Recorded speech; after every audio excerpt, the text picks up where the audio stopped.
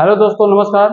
मैं रत्नाकर सर आप सभी का टारगेट विद गुरुकुल पे स्वागत करता हूं, जिसमें हम लोग साइंस की क्लास लेके चल रहे थे, जिसमें आपको मैं फिजिक्स पढ़ा रहा था। जिसमें मैं पहला टॉपिक स्टार्ट किया था मेजरमेंट एंड यूनिट्स। तो जिसमें मैंने आपको एक क्लास दिया था और जहां तक मुझे याद आ रहा है कि उसमें मैं आपको जिसमें मैं आपको व्युत्पन्न राशियाँ, पूरक राशियाँ और मूल राशियाँ पढ़ा दिया था। इसके बाद आज हम लोग को पढ़ना है क्या परिणाम और दिशा के आधार पे राशियाँ कितने प्रकार की होती हैं, तो जो दो प्रकार की होती हैं। आइए उन्हीं श्रृंखला को हम लोग आगे स्टार्ट करते हैं और समझना चालू करते हैं। तो ध्यान दीजिएगा दोस्त, हम लोग अगर देखते हैं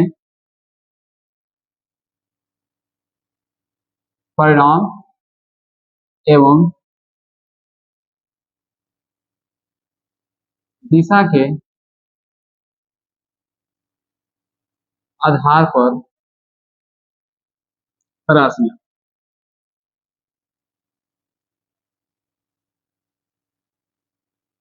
अब दिशा या परिणाम के आधार पर राशियां लिखेंगे तो दो थी। एक हमारे पास था क्या, अदिश राशियां, जिसको हम स्केलर क्वांटिटी बोलते हैं। और दूसरा हमारे पास था क्या,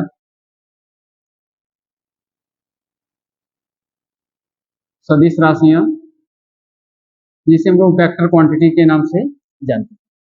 आइए पहले एक को समझते हैं, अदिश राशियां किसे कहते हैं और फिर सदिश राशि। तो देखेंगे अगर अदिश राशि किसे कहते हैं तो हमेशा दो बातें ध्यान देना है। जब भी सदिश और अदिश पढ़ना है तो अगर अदिश राशि किसे कहेंगे, इसमें ध्यान देना है परिणाम हो पर दिशा न हो। इसमें ध्यान देना है दिशा न हो और परिमाण हो। जिसमें परिणाम हो पर दिशा न हो, तो यहाँ ध्यान देना परिणाम का अलग होता है, परिमाण बोलते हैं। क्या बोलते हैं? परिमाण मतलब कुछ न कुछ उसका भार हो। ध्यान देना है कुछ न कुछ उसका भार हो। जिसमें ध्यान देना है कि परिमाण तो हो पर दिशा जिसमें न हो, उन्हें हम लोग क्या कहते हैं, अदिश राशि। मतलब जिसमें कुछ न कुछ उसका भार हो, कुछ न कुछ उसका वजन हो, कुछ न कुछ उसका फिक्स हो, पर उसके अंदर कोई उसका दिशा जब फिक्स नहीं होता है तो उसे हम लोग क्या कहते हैं, अदिश राशियां। तो ऐसी राशियां जिनमें परिमाण तो हो पर दिशा न निश्चित हो, तो उसे हम लोग क्या कहेंगे, अदिश राशियां कहते हैं। और इसके जो प्रश्न बनते हैं दोस्त, वो किससे बनते हैं, इसके किसके जो एग्जाम्पल होते हैं। एग्जाम्पल लिए आप एक ट्रिक लिख लीजिएगा जिससे आपको हमेशा याद रहेगा। कौन सा ट्रिक है, या लिख लेंगे, उसका दाल एमएससी से आता है। उसका दाल क्या होता है, एमएससी से आता है। आप इसको अगर याद कर लेते हैं तो लगभग लगभग जितने भी अदिश राशियां हैं सभी पॉइंट आपको याद हो जाएंगे। जैसे ऊ से क्या हो जाएगा, तो ऊ से हमारा क्या हो जाएगा, उष्मा। क्या हो जाएगा, उष्मा। स से हमारा क्या हो जाएगा, क्या हो जाएगा, समय। का से क्या हो जाएगा, कार्य। अब बताइए आप कोई भी जब कार्य करते हैं तो कार्य करते समय क्या कोई दिशा फिक्स होता है क्या, कि हमको किस दिशा में काम करना है? या सुबह उठेंगे तो पश्चिम दिशा में काम करेंगे, हाँ दोपहर हो गया तो हम क्या करेंगे, उत्तर दिशा में काम करेंगे, ऐसा कुछ होता है क्या? कार्य करने के लिए हमको कोई भी दिशा की आवश्यकता नहीं पड़ती, बस कार्य करना हम लोग चालू करते हैं। उस पर जो भी बल लगाएंगे तो बल लगाएंगे तो उसका कुछ ना कुछ तो परिणाम होगा, परिमाण होगा। तो ध्यान दीजिएगा इसमें किसी में भी कोई भी दिशा की आवश्यकता नहीं होती। हीट होती है क्या, जब आपको उष्मा उष्मा आपको अगर लेना होता है तो क्या आप डायरेक्शन फिक्स करके उष्मा लेते हैं?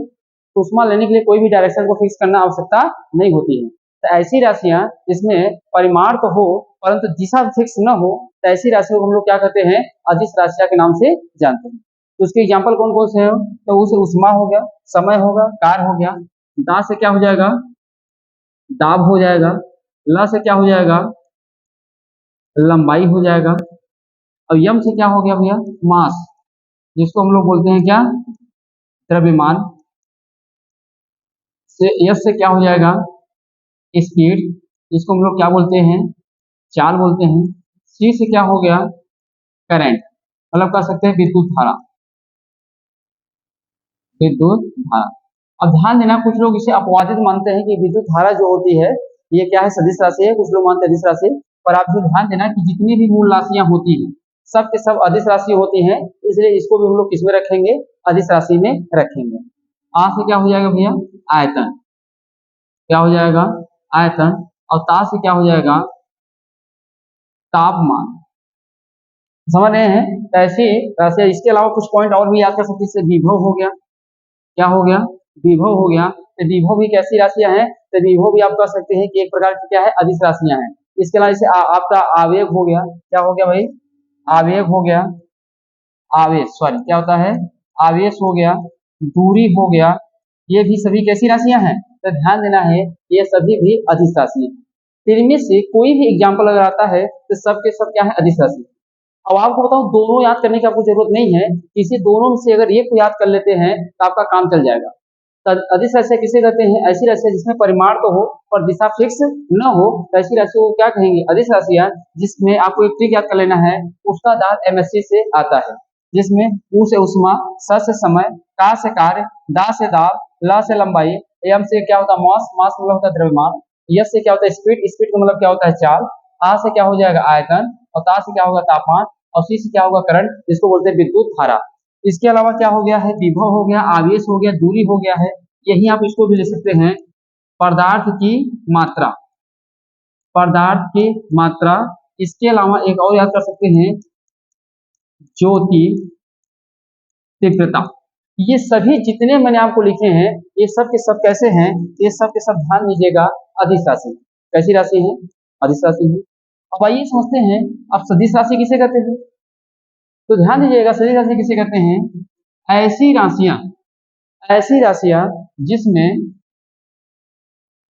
परिमाण एवं दिशा, ध्यान देना है, ऐसी राशियां जिसमें परिमाण एवं दिशा दोनों ही फिक्स हो, उसका परिमाण भी हो, दिशा भी हो।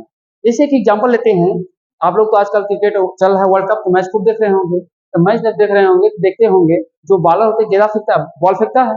इसी जो बॉल फेंक रहा है, तो बॉल में क्या, जो बॉल है उसका कुछ ना कुछ वजन होगा, नहीं होगा, उसका कुछ ना कुछ तो भार होगा इस गेंद का। और वो जो गेंद का भार होगा, जब वो गेंद को फेंक रहा होगा, तो उसका दिशा फिक्स हो जा रहा होगा कि स्टंप की तरफ ही गेंदा फेंकेगा। जब भी वो फेंकेगा तो उसका दिशा क्या हो जा रहा है, फिक्स हो जा रहा है।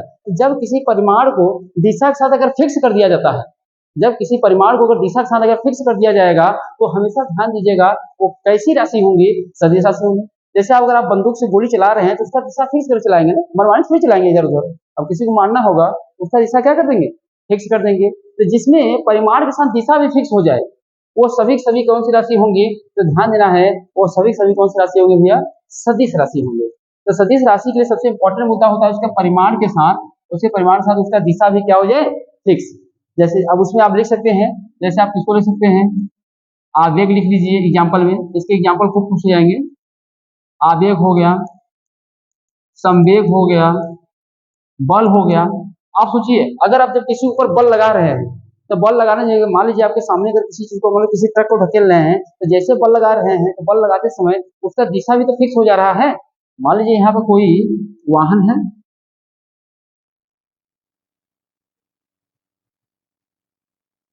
इस वाहन को आप क्या कर रहे हैं, धक्का लगा रहे हैं। जब इस वाहन को आप धक्का लगा रहे हैं, तो धक्का लगाते समय आपका दिशा क्या हो जा रहा है, तो धक्का लगाते समय आपका दिशा क्या हो जा रहा है, फिक्स हो जा रहा है।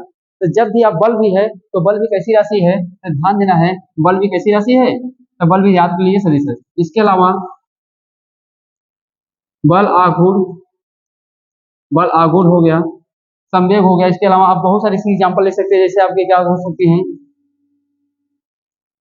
चुंबकीय, चुंबकीय क्षेत्र हो गया,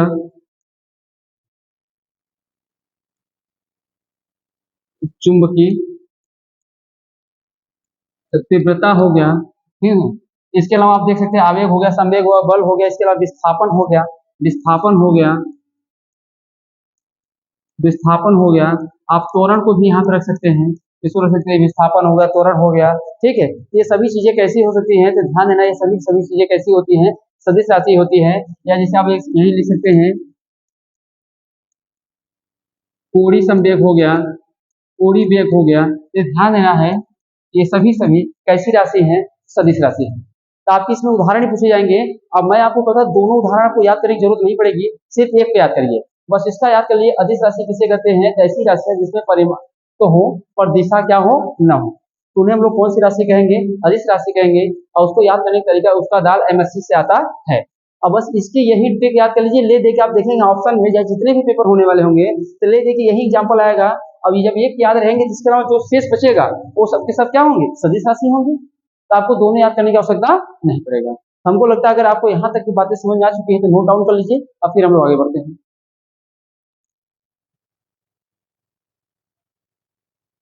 चलिए आप लोग, उम्मीद है कि आप लोग नोट डाउन कर लिए होंगे। आइए हम लोग आगे बढ़ते हैं। अब देखिए अगला पॉइंट क्या समझ सकते हैं। अब देखिएगा जो ये भौतिक राशियां हैं,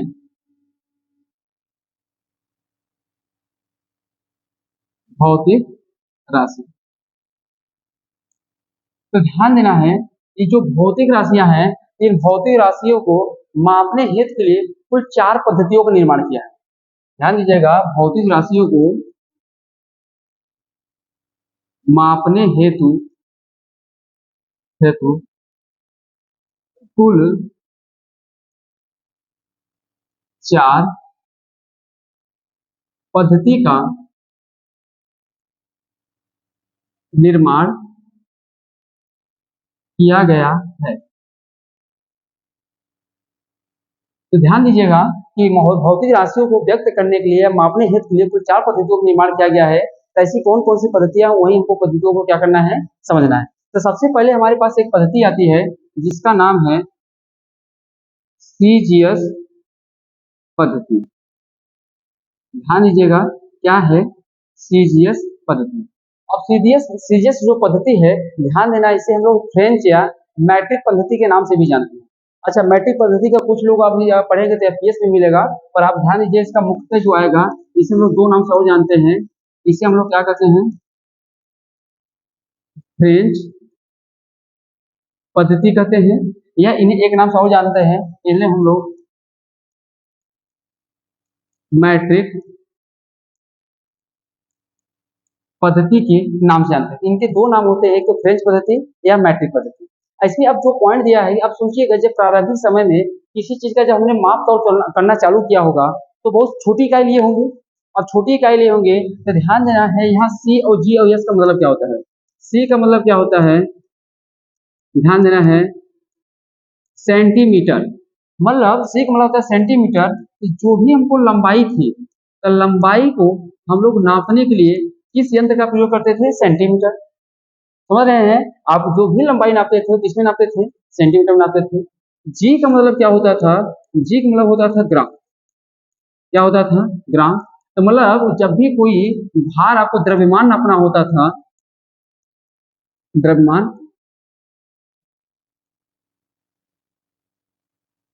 जब भी आपको कोई लंबाई नापनी होती थी किससे नापते थे, सेंटीमीटर से नापते थे। फिर अगर कोई भी भार नापना होता था तो किससे नापते थे, ग्राम से नापते थे। और यस से क्या होता है, सेकेंड। सेकेंड, तो मतलब आपको जब समय नापना होता था तो समय नापने के लिए किस पद्धति को लेते थे, तो ध्यान देना है, सेकेंड में लेते थे। अब सोचिएगा, अब अगर आपको कोई दूरी बताना हो, अब सोचिएगा दूरी बताना हो, दूरी को सेंटीमीटर में बताना हो तो कितना बड़ा, अगर आपने 5 किलोमीटर अगर तय किया हो यात्रा, तो सोचिएगा सेंटीमीटर में उसको बताना हो कितना लंबा आपको लंबाई, मतलब अच्छा खासा न्यूमेरिक वैल्यू को बताना पड़ेगा। ये कहीं ना कहीं ये पद्धति जो थी वो काफी जटिल थी, क्योंकि यहाँ से हमको कोई भी लंबाई नापना होता था सेंटीमीटर में नापते थे, और कोई भी अगर वस्तु को अगर भार है उसे ग्राम में नापते थे, और समय किस में नापते थे, सेकंड में। तो आगे चलकर इस पद्धति में हम लोग ने क्या किया, सुधार किया, और थोड़ी से इनको जो मापने की जो पैमाना थे इनको और इसमें क्या किया, और इसमें सुधार करके एक नई पद्धति का विकास हुआ, जिसे हम लोग क्या कहते हैं, ध्यान दीजिएगा, एफ पी एस पद्धति के नाम से जानते हैं। किस नाम जानते हैं, एफपीएस पद्धति के नाम से जानते हैं। इसी एफपीएस पद्धति को हम लोग, ध्यान दीजिएगा, ब्रिटिश पद्धति कहते हैं। इसी एफपीएस पद्धति को हम लोग क्या कहते हैं, ब्रिटिश पद्धति कहते हैं, क्योंकि यह जो पद्धति थी इसकी स्थापना कहाँ की गई थी, ब्रिटिश में की गई थी, ब्रिटेन में किया गया था, इसलिए इसका नाम पड़ गया है ब्रिटिश पद्धति। यह पैमाना सबसे पहले कहाँ था, फ्रेंच में आया था, फ्रांस में आया था, इसलिए इसको हम लोग क्या कहते हैं, फ्रेंच पद्धति। अब यहाँ पर अगर आप एफ का मतलब निकालेंगे, पी का मतलब निकालेंगे, एस का मतलब निकालेंगे तो क्या निकलेगा दोस्त। तो एफ का मतलब क्या होता है, एफ का मतलब हो गया क्या, फुट। ठीक, तो हम लोग जो भी अब नापते हैं किसमें नापते हैं, आप देखो पहले सेंटीमीटर था तो सेंटीमीटर से एक बड़ा पैमाना मिल गया, क्या बन गया, फुट बन गया। अब फुट मतलब लंबाई किसमें नापना चालू किया हम लोग ने, फुट में। उसके बाद हमने देखा पी, तो जो अभी चीज ग्राम में नाप रहे थे उसी चीज को किसमें नापने चालू किया, पाउंड में। पाउंड में मतलब जो आपका द्रव्यमान था, द्रव्यमान को किसने नापना चालू किया, पाउंड में, मास में। जैसे आप अभी भी आप केक लेने जाते होंगे, अगर मार्केट में जब भी किसी का बर्थडे आएगा, तो बर्थडे जब भी आता है तो आप केक लेने जाते हैं, तो केक लेने जाते हैं या फिर ऐसे खाने का मन करिए केक लेने जाते हैं, तो केक आप किसमें लेते हैं, किलो में नहीं लेते होंगे, आपको किसमें लेते होंगे, पाउंड में। 1 पाउंड के दे दे, 2 पाउंड दे दे, तो 1 पाउंड बराबर कितना होता है, आप लोग बताइएगा कमेंट के माध्यम से। अभी तो मैं आपको बताऊंगा 1 पाउंड बराबर कितना होता है, फिलहाल आप बताइए 1 पाउंड बराबर कितना ग्राम होता है, ठीक है। तो ध्यान दीजिएगा, तो हम लोग जो पदार्थ था उसे किसमें नापना चालू किए, पाउंड में। और यस का मतलब क्या था भैया, सेकेंड।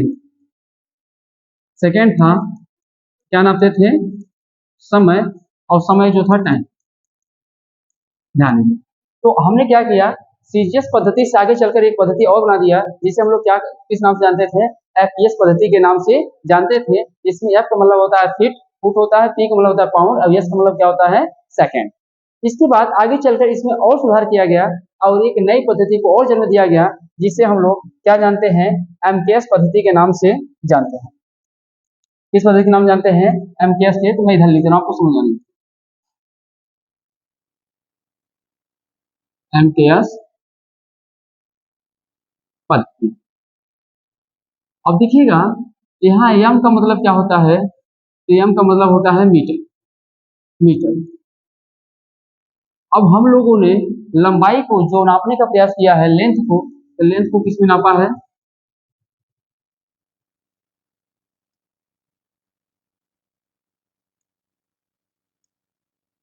लंबाई।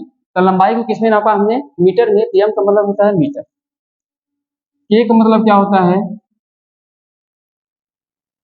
Kilogram, kilogram. तो मतलब जो अब द्रव्यमान था, उस द्रव्यमान को किसमें नापना चालू किया हम लोगों ने, तो ध्यान देना है, उस द्रव्यमान को किसमें नापा है, किसमें, किलोग्राम में। अब एक था यस, अब यस का मतलब क्या होता है, सेकेंड, सेकेंड मतलब समय।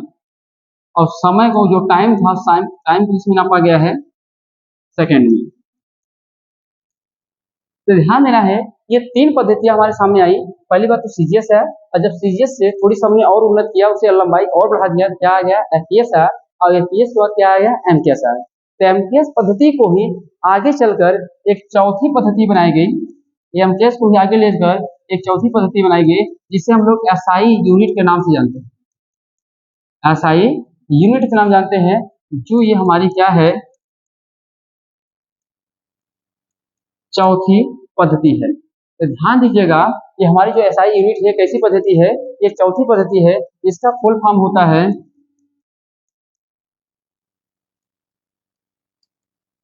International system. इंटरनेशनल जिसको बोलते हैं अंतरराष्ट्रीय, अंतरराष्ट्रीय पद्धति। जो अंतरराष्ट्रीय पद्धति थी, अंतरराष्ट्रीय सिस्टम थी, इसको ले जाके अब ये अंतरराष्ट्रीय पद्धति जो बना दिया गया है, अब इसके तहत ही पूरे जो माप तोल होगा वो सभी वैश्विक स्तर पे क्या होगा, मान्य होगा। जैसे आज हम लोग देखते हैं कि 1000 ग्राम बराबर क्या होता है, 1 केजी होता है। 1000 ग्राम बराबर कितना होता है, 1 केजी होता है। तो ऑल इंडिया में आप कहीं भी जाइएगा या फिर ऑल ओवर कहीं भी जाइएगा, 1000 ग्राम आपको 1 केजी के रूप में क्या होगा, वस्तुएं प्राप्त होंगी। समझ रहे हैं। ऐसे ही जैसे 1000 मीटर बराबर क्या होता है, 1 किलोमीटर होता है। ऐसे ही आप कहीं भी जाइएगा, 1000 अगर मीटर आपने यात्रा किया है, तो क्या हो जाएगा, 1 किलोमीटर के क्या हो जाएगा, बराबर हो जाएगा। ये आप कहीं भी ऑल इंडिया फिर ऑल वर्ल्ड कहीं भी जाएंगे, यह मानक क्या होगा, एकदम फिक्स कर दिया गया है। यह मानक जो फिक्स किया गया है, कहाँ से किया गया है, एसआई यूनिट के तहत किया गया है। जैसे आप देखते होंगे तापमान का भी मात्रा आप पढ़ते होंगे, तो तापमान का मात्रा केल्विन भी होता है, रिमर भी होता है, फारेनहाइट भी होता है, सेल्सियस भी होता है। पर मुख्यतः देखते हैं कि वो जो मिलता है तो किसमें मिलता है, केल्विन में मिलता है। समझ रहे हैं, इस बात को याद रखिएगा। एसआई में अभी जो इसी को जो इंटरनेशनल सिस्टम था, इसे माप तोल का अगर आपसे क्वेश्चन पूछ ले कि माप तोल का मुख्यालय कहाँ पर है, तो भैया ध्यान देना है, माप तौल का मुख्यालय, तो ध्यान देना है कहाँ है, फ्रांस के सेवेरियस में। अब पूछा जाए माप तौल की स्थापना कब की गई थी? माप तौल की स्थापना कब की गई थी? स्थापना, इसका ध्यान देना है, 1967 में किया गया था। तो माप तौल की स्थापना कब किया गया था? तो 1967 में किया गया था। तो आपको लगता है यहाँ तक की बातें तो बखूबी समझ में आ चुकी होगी। तो आपको भौतिक राशियों को मापने हेतु कुल कितनी पद्धतियों को बनाया गया था? कुल कितना बनाया गया था दोस्त? 4। कौन कौन से थे? एक सीजीएस पद्धति थी, एक कौन थी? एमपीएस पद्धति थी। अब कौन सी थी? एक तो थी एमकेएस थी। अब इसी एमकेएस का उन्नत रूप जो होता है वो कौन सा होता है? एसआई यूनिट होता है। इसी एसआई यूनिट को हम लोग क्या कहते हैं? इंटरनेशनल सिस्टम के नाम से जानते हैं, जो आज सभी जगह एक सौरमान्य मापक होता है। अभी आप जैसे आप दुकान खोलेंगे ना, किसी भी किराने की दुकान खोलेंगे तो वहाँ देखेंगे जो माप तोल वाले अधिकारी होते हैं, तो आपके यहाँ कुछ बटखरे जो होते हैं, वजन करने वाले बाट होते हैं, वो बाट आपकी दुकान में उसमें मोहर लगाते हैं। अगर वो मोहर नहीं लगा होता है तो उसे हम लोग अवैध मान लेते हैं। अब आपकी दुकान को क्या कर सकते हैं? बाट के माध्यम से सील भी कर सकते हैं, मतलब दुकान के आपको बैन कर सकते हैं, बंद कर सकते हैं। समझ रहे हैं ना? तो याद रखिएगा दोस्त, ये 4 होते हैं। तो ध्यान दीजिएगा, हमने इसके पहले क्या पढ़ लिया है? अदिश और सदिश पढ़ लिया है। इसके अलावा फिर इसके बाद हमने इसके मापने की पद्धति पढ़ लिया है। और इसके पहले मैंने आपको क्या पढ़ा था? इसके पहले आपको मैंने बता दिया था, मूल राशियां बता दिया था, उसके बाद व्युत्पन्न राशियां बता दिया था, और आपको मैंने क्या बता दिया था? ऐसे। चलिए, इसमें एक आपने किया है, इसका ये एक क्वेश्चन कर लेते हैं हम लोग। एक क्वेश्चन कर लेते हैं, आप लोग बताइएगा कमेंट के माध्यम से। मैं लिख रहा हूं समय ए है, बी क्या है? बल है, सी हमारे पास क्या है? चाल है, और डी हमारे पास क्या है? आप लोग बताइएगा तापमान है। आपको इसमें से बताना है कौन सी सदिश राशि है, कौन सी इसमें से सदिश राशि है। तो कमेंट के माध्यम से आप बताने का प्रयास करिएगा इनमें से कौन सी सदिश राशि है। ठीक है, वैसे मैं आपको बता दे रहा हूँ फिलहाल ये कौन सी राशि है, सदिश राशि कौन सी है? यही बल है। बाकी समय, चाल, तापमान सबके सब कैसी राशि है? अदिश राशि है, क्योंकि आपको पता है ट्रिक, उसका दाल एमएससी से आता है। तो ठीक है दोस्तों, वीडियो बहुत ज्यादा लंबा ना हो पाए, इसके लिए फिर हम लोग नेक्स्ट वीडियो में इसके तीसरे पार्ट को दूंगा।